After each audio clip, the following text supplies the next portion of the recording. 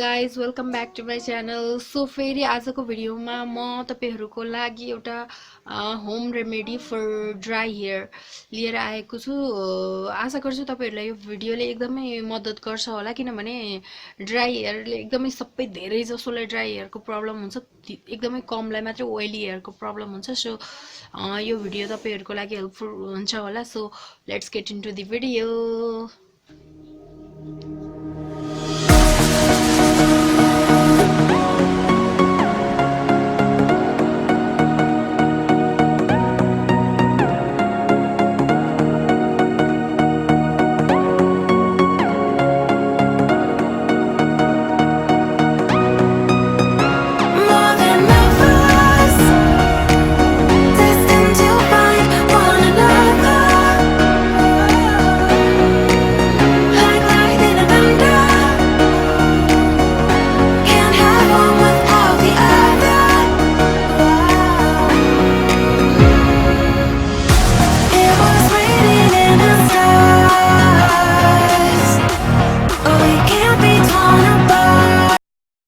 So guys, अब म यसलाई चाहिँ मेरो हेयरमा अप्लाई गर्न जाँदैछु।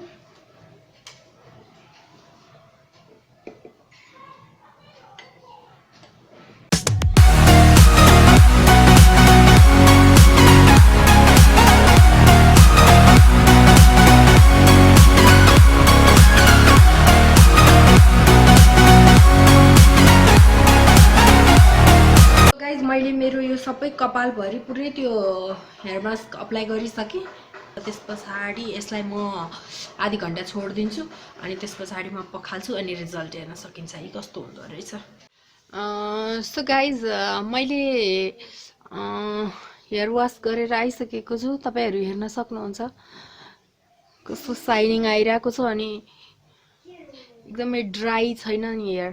मेरो हेयर चाहिँ फ्रिजी हेयर हो हैन, फ्रिजी पनि यसले फ्रिजी पनि हुन दिँदैन के भने। फ्रिजी भनेको यस्तो यस्तो यस्तो हुन्छ नि, उडेर यो जसै गर्न नसक्ने खालको हेयर।